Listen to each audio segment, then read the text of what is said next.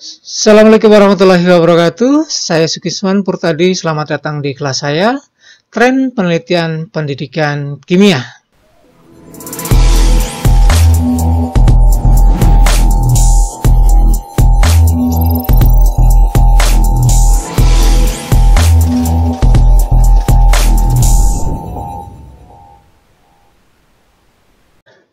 Tren Penelitian Pendidikan Kimia untuk kali ini akan membahas aspek strategi pembelajaran.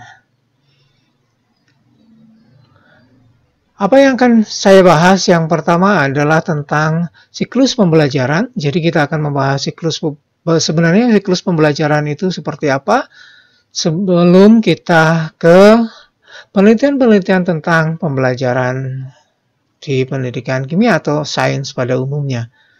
Baik, kita mulai dengan siklus pembelajaran.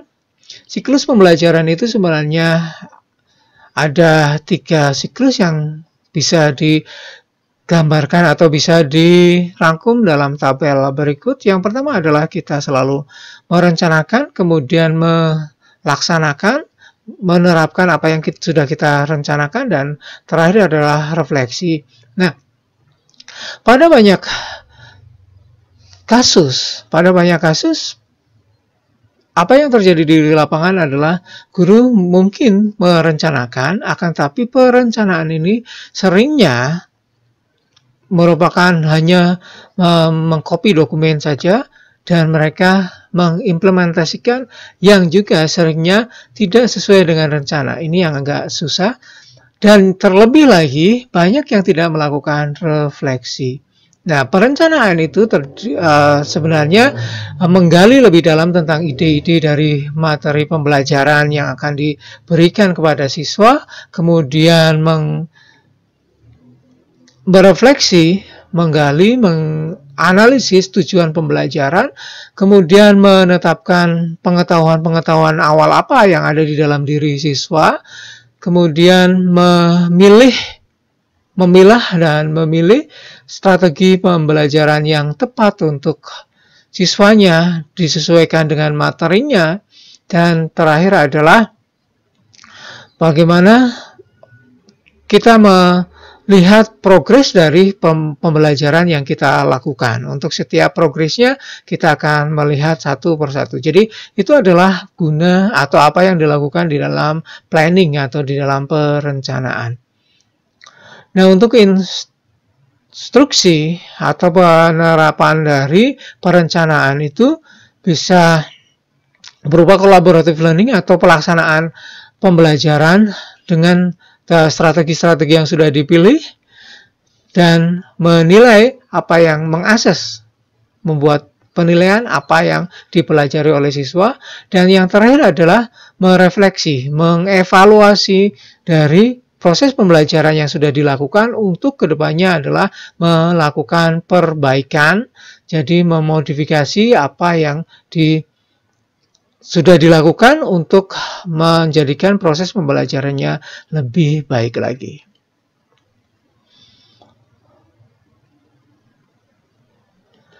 Strategi-strategi pembelajaran yang akan kita bahas di sini berkaitan dengan yang pertama adalah inquiry, kemudian kerja praktik, model dan analogi, kemudian ICT-based learning, kemudian contact-based learning atau teaching, kemudian yang terakhir adalah inklusi. Sebenarnya ada banyak strategi pembelajaran yang berkaitan dengan tren ini, termasuk juga di dalamnya adalah STEM.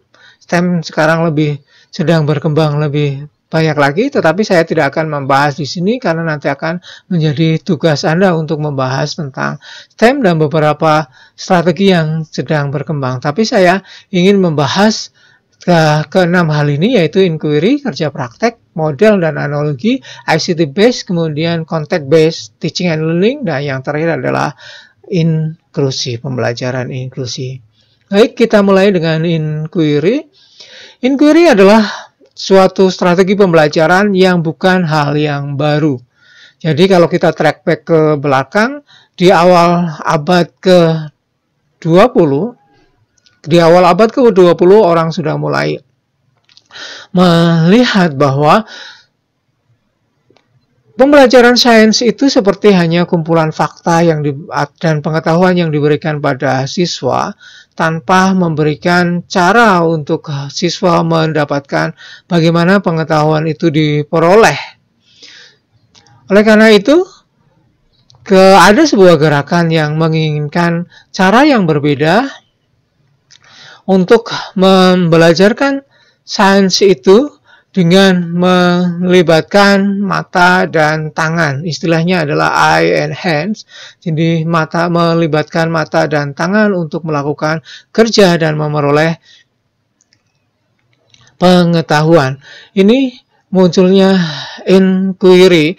Inquiry itu the diverse way in which scientists study the natural world and propose explanation based on their evidence derived from their work. Jadi ditekankan pada bagaimana ilmuwan itu bekerja dan bagaimana sensingnya dari hasil pekerjaan itu. Jadi ini kemudian dibawa ke dalam proses pembelajaran yang dilakukan di dalam pembelajaran sains itu adalah inquiry.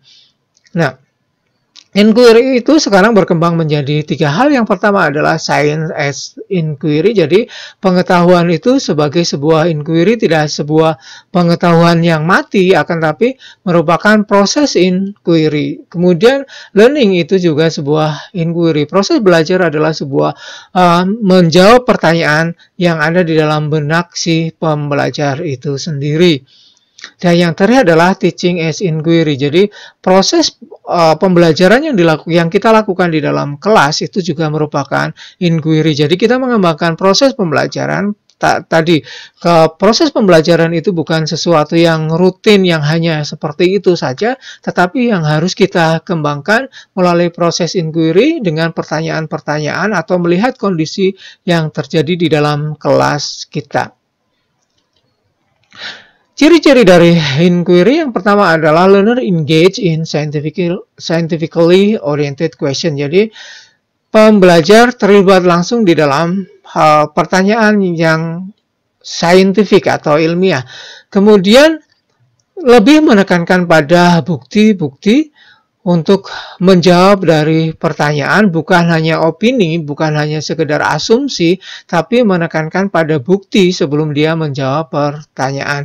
Kemudian, di dalam menjawab pertanyaan atau menjelaskan suatu fenomena dan menjelaskan suatu evidence, suatu bukti itu, mereka menyusunnya untuk menjawab sebuah pertanyaan. Kemudian, menghubungkan antara apa yang menjadi penjelasan bukti tersebut dengan pengetahuan ilmiahnya. Jadi tidak hanya penjelasan yang lagi berdasarkan opini dan asumsi, akan tapi penjelasan ini dihubungkan dengan pengetahuan ilmiahnya dan kemudian mengomunikasikannya untuk mendapatkan penjelasan apakah penjelasan ini sudah tepat atau belum. Jadi proses komunikasi menjadi sesuatu yang penting di dalam proses inquiry. Inquiry sendiri sekarang jika dilihat dari bagaimana guru men-scaffolding sebuah proses pembelajaran yang dilihat dari kacamata inquiry dapat dibagi menjadi 4 hal yang terpisah, walaupun sebenarnya proses inquiry itu adalah proses continue, tetapi kita bisa memilahkannya menjadi 4. Yang pertama adalah pembelajaran yang konfirmasi. Jadi walaupun di dalam pembelajaran itu memberikan kerja praktek, akan tetapi kita bisa melihatnya hanya sebuah konfirmasi dari pengetahuan yang ini biasanya dilakukan dengan hanya memberikan LKS yang sudah jadi menggunakan buku resep yang siswa tidak memberikan daya inquiry-nya ke dalam proses tersebut. Yang kedua adalah inquiry terstruktur. Jadi walaupun siswa melakukan pembelajaran yang dalam tanda kutip seperti ada buku resepnya, akan tetapi di dalam proses ini siswa telah distrukturkan atau diarahkan untuk mendapatkan untuk mendapatkan keterampilan-keterampilan inquiry. Kemudian yang berikutnya adalah guided inquiry. Guided inquiry bisa total dari awal proses inquiry seperti dalam structure inquiry, akan tetapi ada beberapa hal yang kita lepas. Nah, yang terakhir adalah kalau kita melepas semuanya disebut sebagai open inquiry. Perubahan peran guru dan siswa di dalam proses inquiry, kalau biasanya di dalam tradisional itu guru adalah segala sumber, di dalam inquiry ini guru sebagai motivator, sebagai orang yang mendiagnostik baik materi maupun siswanya, sebagai pemandu, inovator, dan sebagainya. Kemudian perubahan peran siswanya dari yang tradisional sebagai pembelajar yang pasif hanya sebagai pendengar, kemudian menerima informasi menjadi pembelajar yang memiliki peran baru sebagai kolaborator yang aktif. Jadi dia aktif mengkolaborasi proses pekerjaannya dengan teman-temannya. Kemudian dia juga bisa sebagai pemimpin, sebagai guru, dan sebagai perencana, dan sebagainya. Jadi ada perubahan peran guru dan siswa. Inilah yang kemudian disoroti di dalam penelitian-penelitian yang terbaru sekarang. Ini adalah contoh dari penelitian yang dilakukan, misalnya adalah bagaimana kerja-kerja praktek yang melibatkan pembelajaran berbasis inquiry ini, tetapi ini ditekankan pada pengembangan profesionalan guru. Contoh lain dari penelitian ini adalah modifikasi dari inquiry yang di sini disebut sebagai process oriented guided inquiry learning. Jadi inquiry yang berorientasi pada proses, jadi lebih menekankan pada proses untuk mendapatkan keterampilan inquiry tersebut. Jadi inquiry sebagai sebuah keterampilan yang diperoleh di dalam pembelajaran. Penelitian yang berikutnya adalah learning benefit of secondary student inquiry related curiosity. Jadi ini menekankan bagaimana salah satu, kemarin kita sudah membicarakan hasil belajar yang salah satunya adalah afektif, dan yang kita bicarakan salah satunya juga adalah curiosity di sini. Jadi bagaimana, ya ini kemarin kelihatannya sudah kita bahas, jadi bagaimana keterampilan inquiry ini berkembang di dalam proses yang berorientasi inquiry, yang berhubungan dengan inquiry, dan mengembangkan juga rasa ingin tahu siswa. Dan ini adalah contoh yang langsung diterapkan di dalam pendidikan pembelajaran kimia dengan menggunakan inquiry yang terguided. Oke, berikutnya kita bicarakan tentang model. Apa sih yang dimaksud dengan model? Model itu adalah sesuatu yang digunakan untuk menggantikan sesuatu yang lain, tetapi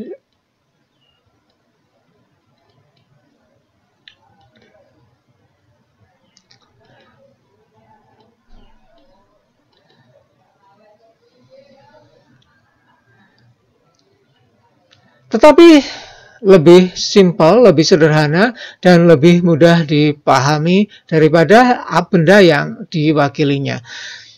Model itu ada 3. Yang pertama adalah metafora, kemudian simile, dan yang terakhir adalah analogi. Metafora itu menyatakan bahwa sesuatu itu sama dengan sesuatu yang lain, tetapi kalau simile itu sesuatu itu mirip dengan sesuatu yang lain. Metafora yang sering kita terima adalah misalnya di dalam ikatan kovalen, atom itu menggunakan bersama elektron yang digunakan sebagai ikatan. Walaupun sebenarnya ilmuwan tahu bahwa atom itu tidak sharing apapun dengan atom yang lain. Itu adalah sebuah contoh metafora. Kemudian analogi itu lebih menekankan pada tujuan akhirnya, yaitu bagaimana menjelaskan konsep-konsep dari suatu benda itu mirip dengan apa yang dijelaskan atau konsep apa yang sedang dijelaskan. Jadi ada paralel dari dua sistem yang dijelaskan. Contohnya adalah misalnya Anda sering mendengarkan bahwa atom itu dianalogikan sebagai sistem tata surya.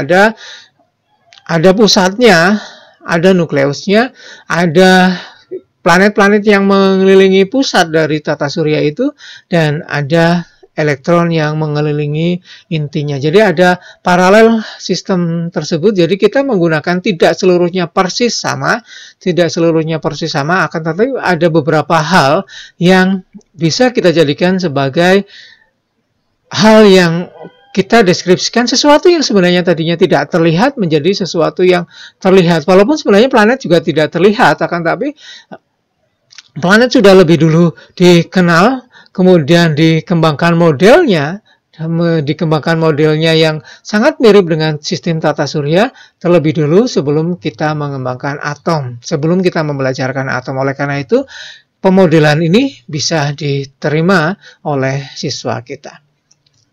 Nah, model dan pemodelan itu sebenarnya sesuatu yang penting di dalam proses pembelajaran kimia. Kita tidak mungkin menjelaskan tentang atom tanpa memberikan model pada siswa kita. Karena atom itu sesuatu yang abstrak, bahkan sampai sekarang pun belum ada orang yang mengetahui tentang atom. Oleh karena itu, atom dihadirkan dalam bentuk modelnya.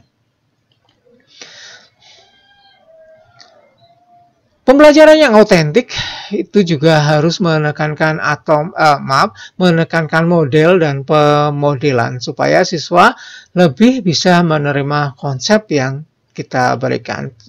Di dalam penelitian pembelajaran yang sekarang,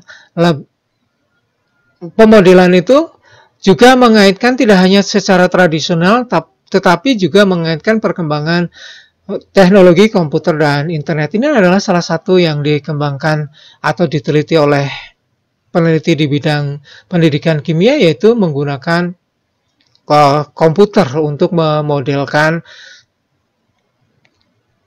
memodelkan konsep-konsep yang ada di kimia, dan kemudian bagaimana siswa itu memahami hakikat dari model tersebut. Kemudian ini juga penelitian yang dilakukan berkaitan dengan pemodelan, bagaimana siswa itu memahami konsep-konsep di dalam kimia dengan menggunakan model-model partikel. Penelitian ini adalah menggunakan model untuk memprediksi dan menjelaskan vibrasi dan rotasi molekuler. Jadi menggunakan model-model tersebut untuk menjelaskan pada siswa dan kemudian melihat apakah siswa bisa memahami dengan menggunakan model yang diberikan.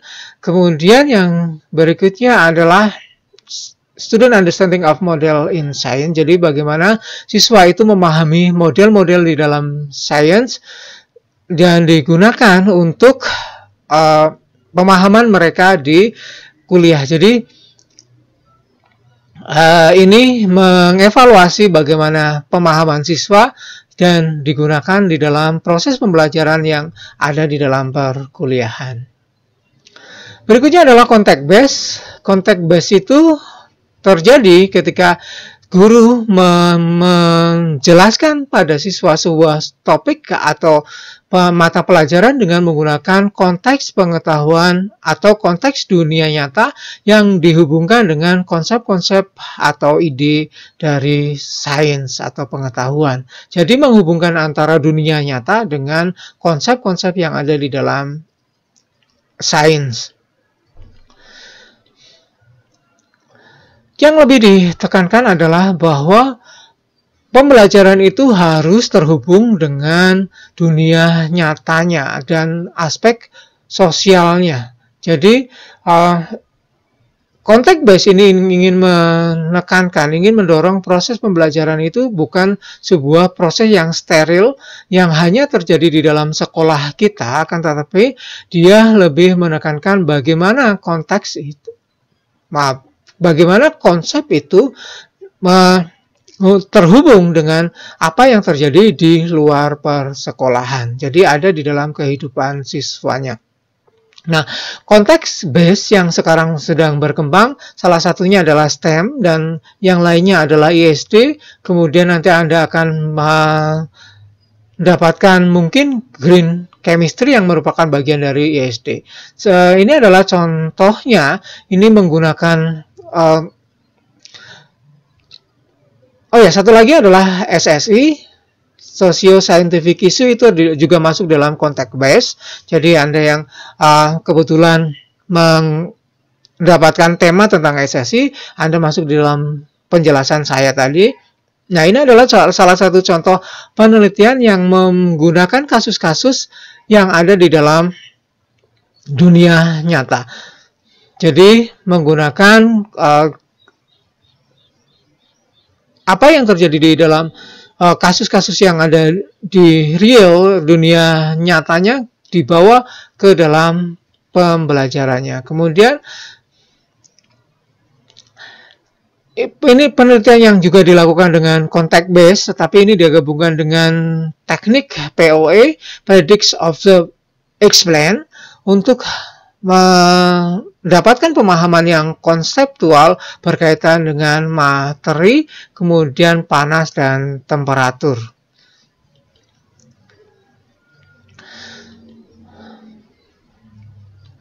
Penelitian ini juga sama bagaimana negosiasi siswa dengan guru di dalam proses negosiasi ini bukan hanya tentang bergaining ya, tetapi bagaimana interaksi siswa dan guru di dalam proses context-based chemistry.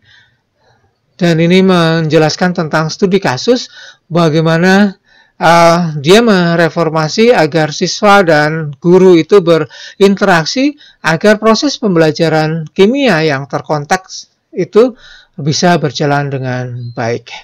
Dan terakhir, ini juga sudah pernah saya tampilkan pada penjelasan saya yang minggu yang lalu.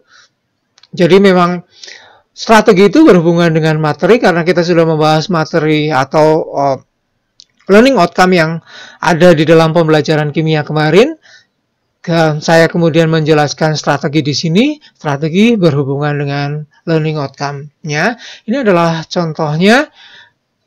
Ini yang tadi saya bicarakan, salah satu dari context base adalah socio-scientific issue. Jadi perkembangan penelitian tentang context base sekarang berkembang ke arah sana. Berikutnya adalah kita memisahkan kerja praktek dari inquiry. Kalau tadi inquiry menekankan pada bagaimana siswa mengembangkan keterampilan untuk mendapatkan ilmu dan sekaligus juga mendapatkan ilmu itu sendiri. Jadi inquiry sebagai keterampilan yang diperoleh dan inquiry sebagai keterampilan untuk memperoleh ilmu, itu maksudnya yang saya jelaskan tadi. Kita jelaskan berikutnya adalah kerja praktek. Kerja praktek yang ditekankan di sini sebenarnya hampir sama dengan inquiry tadi, bahwa di dalam proses atau aktivitas laboratorium, siswa tidak hanya mendapatkan pengetahuan, tetapi dia berproses untuk mendapatkan pengetahuan itu sendiri. Jadi tidak hanya menekankan apa yang kita lakukan terhadap siswa, tetapi bagaimana siswa itu melakukan untuk mendapatkan pengetahuan itu sendiri. Nah, yang ingin ditekankan adalah di sini bahwa tujuan dari proses kerja praktek secara tradisional adalah beberapa. Yang pertama adalah memahami konsep-konsep ilmiah, kemudian mengembangkan minat dan motivasi siswa, kemudian mengembangkan sikap terhadap ilmu, kemudian mengembangkan keterampilan praktek ilmiah, termasuk juga pemecahan masalah, kemampuan untuk memecahkan masalah, kemudian scientific habits of mind. Jadi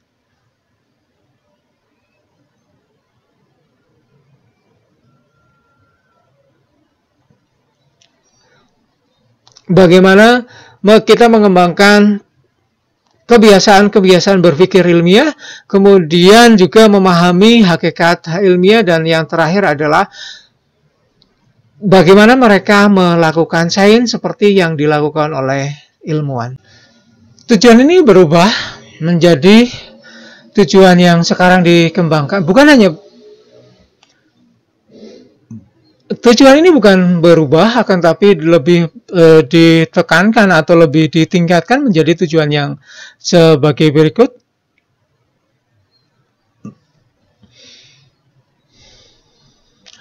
Yaitu menguatkan siswa untuk selalu mengobservasi, mengamati, dan kemudian mengembangkan deskripsi yang lebih akurat, kemudian menjadikan siswa memahami fenomena-fenomena ilmiah itu lebih real, jadi lebih nyata di dalam kerja laboratorium, tidak hanya konsep-konsep yang abstrak di dalam kelasnya, kemudian mengembangkan pemahaman ide-ide ilmiah, kemudian mengembangkan interest juga, dan mempertahankan interest siswa, terutama untuk siswa-siswa yang masih kecil ya, di SD, SMP, juga SMA, jadi mempertahankan minat mereka terhadap ilmu atau sains ya. Dan yang terakhir adalah mengembangkan metode-metode ilmiah, mengenalkan metode-metode ilmiah di dalam proses pembelajaran. Jadi itu yang sekarang berkembang di dalam kerja praktek kita.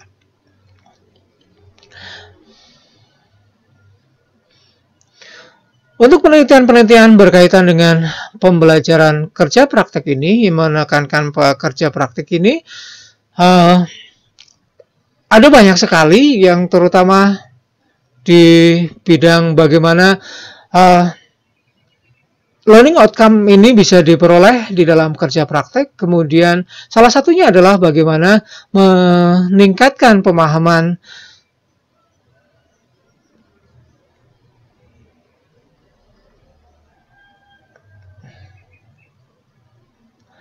Ini adalah salah satu contohnya.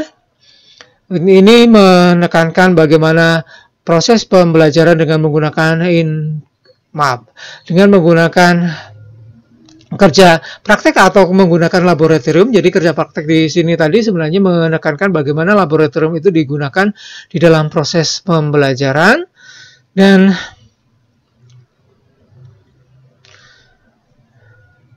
ini mengembangkan pemahaman pada siswa berkaitan dengan pembelajaran di laboratorium.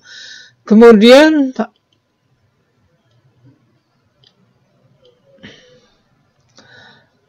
penelitian yang berkembang sekarang juga adalah bagaimana memodifikasi laboratorium dengan menggunakan, ya karena kita berkembang teknologi informasi dan komputer itu berkembang sekarang, salah satu yang digunakan adalah menggabungkan antara perkembangan teknologi di dalam laboratorium. Ini banyak sekali dikembangkan. Ini adalah salah satu contohnya adalah mobile device, jadi gawai digunakan untuk kerja di dalam laboratorium ini. Jadi menggunakan gawai kita untuk proses pembelajaran yang mengaitkan laboratorium di dalam proses pembelajaran kimia. Kemudian ini juga menggunakan alternatif assessment di dalam proses pembelajaran dengan menggunakan laboratorium. Karena tadi juga sama ya, inquiry menggunakan green chemistry. Perkembangan sekarang laboratorium juga menggunakan ESD, salah satunya adalah green chemistry. Bagaimana kita menggunakan laboratorium tetapi dengan prinsip-prinsip green chemistry. Salah satunya adalah kita tidak membuang racun, mengurangi limbah dan sebagainya. Kalau bisa adalah menggunakan bahan-bahan yang bisa diguna ulang, recycle dan sebagainya.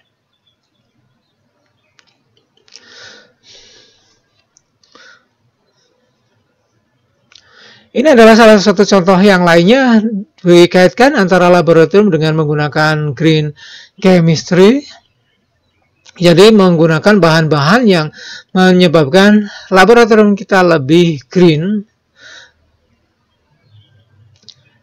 Baik, berikutnya adalah ICT based strategi. Jadi kita menekankan bagaimana ICT itu berpengaruh di dalam pembelajaran seperti yang sebenarnya sudah disinggung tadi ya. Kita seperti saling berkaitan antara apa yang sudah saya sampaikan dengan apa yang ada di depannya. Karena strategi itu kadang-kadang kita tidak bisa memilih hanya salah satu saja, tetapi kita bisa ngeblend antar strategi-strategi tersebut yang saya jelaskan ini.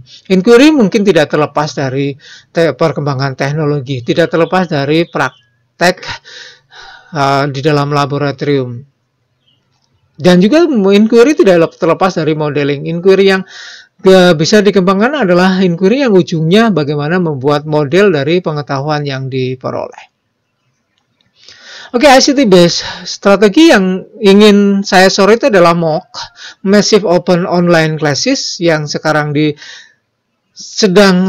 dalam 1 tahun ini marak digunakan oleh pendidik kita di berbagai tingkatan, bahkan di tingkat PAUD ya, di tingkat PAUD. Ada beberapa yang menggunakan MOOC ini, Massive Open Online Classes. Walaupun tidak sepenuhnya tidak sepenuhnya open, akan tetapi banyak yang menggunakan MOOC ini. Jadi kelas yang digunakan mendeliver pembelajarannya lewat internet. Dan ini menekankan bahwa mereka bisa belajar di mana saja, kapan saja, belajar apa saja. Asal syaratnya satu, ada internetnya, ada koneksi internetnya. Nah, berkaitan dengan ICT itu ada beberapa teknologi yang berkembang sangat pesat sekarang. Yang pertama adalah teknologi wearable.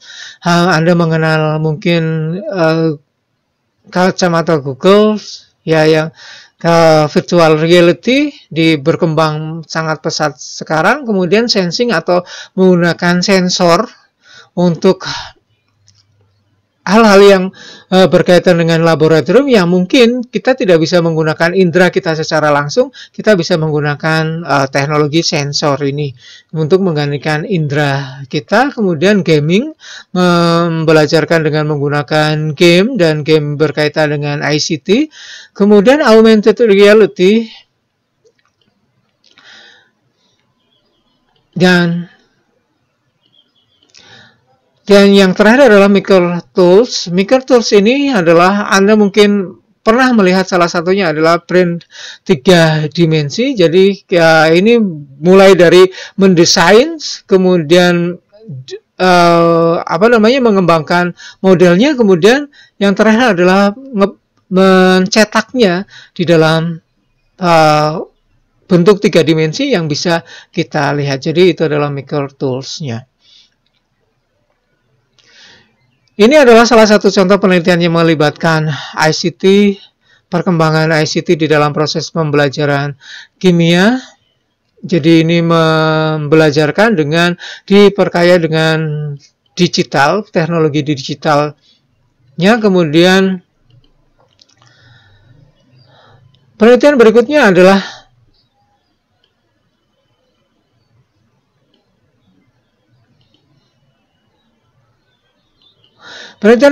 adalah yang tadi saya katakan atau jelaskan sekarang adalah mengembangkan modul dalam konteks karena pandemi atau COVID. Jadi di sini judulnya adalah Chemistry in Cup of Coffee.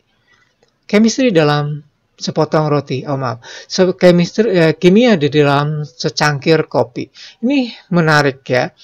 Bagaimana mengembangkan modul yang adaptif untuk pembelajaran kimia. Nah, salah satu yang berkembang berkaitan dengan teknologi internet adalah blended learning. Ini adalah salah satu contoh penelitian di bidang blended learning, bukan bidang blended learning. Maksudnya berkaitan dengan blended learning. Berkaitan dengan blended learning, kita mengenal 3 macam bagaimana internet itu digunakan di dalam pembelajaran. Yang pertama adalah blended. Yang pertama adalah pembelajaran berbantuan internet jika komposisi pembelajaran yang menggunakan internet itu kurang dari 30%. Kemudian kalau lebih dari 30% tetapi kurang dari sekitar 70-80 itu kita sebut sebagai blended atau hybrid. Sebenarnya blended hybrid itu kemudian dibedakan, kalau lebih banyak internetnya maka disebut sebagai hybrid, kalau lebih sedikit kita sebut blended, tapi perkiraannya di atas 30, di bawah 80. Itu blended atau hybrid. Dan terakhir adalah kalau sudah lebih dari 80%, walaupun masih ada sedikit tatap mukanya, ada berapa persentase tatap muka, itu kita sebut sebagai online learning.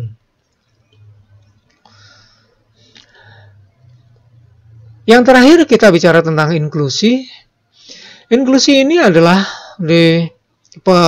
gerakan di dalam proses pembelajaran yang menekankan bahwa setiap siswa sebenarnya memiliki kesempatan yang sama untuk mengakses seluruh material, kemudian gurunya termasuk juga, dan terutama adalah proses-proses pembelajaran yang diakses juga oleh semua orang. Jadi tidak ada orang atau anak yang dibedakan secara khusus. Istilahnya adalah no child left behind. Jadi ini adalah gerakan yang mendasari bagaimana proses pembelajaran inklusi ini dikembangkan. Akan tetapi beberapa hal yang menjadi kendala atau menjadi latar belakang mengapa kemudian berkembang pembelajaran yang inklusi. Yang pertama adalah marginalisasi.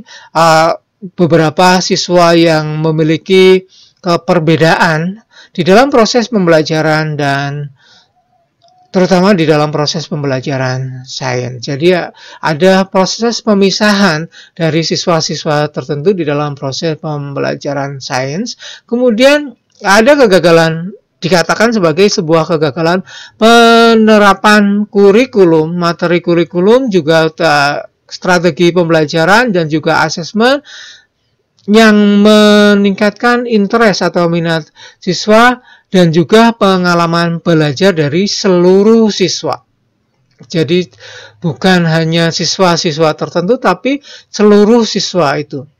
Jadi kurikulum itu seharusnya seperti yang sudah dijelaskan di awal, sekolah itu sebenarnya untuk semua siswa. Jadi kurikulum, materi, kemudian strategi pembelajaran dan asesmen juga harus untuk seluruh siswa. Kemudian ada ketidakmerataan distribusi antara distribusi material, kemudian social research, sumber daya sosial, termasuk juga akses sekolah. Kemudian termasuk di dalamnya adalah guru yang qualified, guru-guru yang bagus, dan juga bagaimana pengambilan keputusannya. Jadi ketiga hal ini yang mendasari bahwa pembelajaran itu sebaiknya menggunakan inklusi. Jadi pembelajaran inklusi ini Anda bisa memahaminya bahwa kalau selama ini kita memisahkan anak-anak yang spesial need di sekolah tertentu, yang itu menyebabkan bahwa mereka memang merasa bukan golongan dari orang-orang yang dalam tanda kutip normal. Oleh karena itu bahwa kita ingin menekankan bahwa semua orang itu sama, punya kedudukan yang sama, termasuk di dalam mereka memperoleh atau mengakses pembelajaran. Oleh karena itu kita menarik mereka di dalam pembelajaran yang inklusi. Inklusi itu artinya bahwa pembelajaran itu juga menyertakan anak-anak yang memiliki kebutuhan khusus. Jadi di dalam kelas itu tidak hanya anak yang dalam tanda kutip normal, sebenarnya kita juga masih tidak bisa mendefinisikan secara jelas apa sih yang disebut dengan normal dan tidak normal, ya. Ini adalah salah satu contohnya pengembangan penelitian yang sekarang berkembang adalah bagaimana mengembangkan teknologi-teknologi adaptif agar akses anak-anak yang berkebutuhan khusus ini bisa lebih baik lagi di dalam mengakses material-material. Yang pertama adalah bagaimana, ini penelitian yang pertama ini adalah menjelaskan bagaimana di dalam sebuah kelas yang inklusif itu menjelaskan sistem kehidupan pada siswa yang buta. Di sini adalah blind student. Jadi sekarang Anda bisa membuka pemikiran Anda. Kalau selama ini kita menganggap bahwa kalau konsep yang sama disampaikan kepada semua siswa itu akan menerima hal yang sama, Anda mungkin harus sekarang mulai berpikir bahwa bagaimana kalau siswa kita ada yang misalnya tunanetra, tunarungu dan sebagainya yang mereka tidak memiliki salah satu indera yang mengindra dari dunia nyata. Mungkin mereka akan memahami konsep itu dengan salah satu keterbatasan tersebut.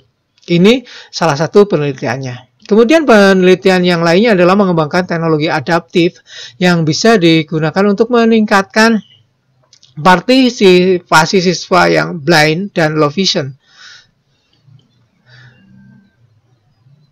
Penelitian yang sama juga, ini juga sama untuk siswa-siswa yang memiliki keterbatasan visual dan bagaimana mengembangkan context based. Demikian penjelasan saya mengenai penelitian pendidikan kimia berkaitan dengan aspek strategi pembelajaran. Mudah-mudahan apa yang saya sampaikan menjadi inspirasi Anda untuk menggali lebih dalam bagaimana sebenarnya penelitian-penelitian yang berkembang sekarang berkaitan dengan strategi pembelajaran. Masih banyak strategi yang belum saya sampaikan di sini. Jika ada pertanyaan, silakan sampaikan di forum diskusi atau di komentar di video ini. Terima kasih, selamat belajar, selamat menggali informasi lebih dalam, selamat meneliti. Assalamualaikum warahmatullahi wabarakatuh.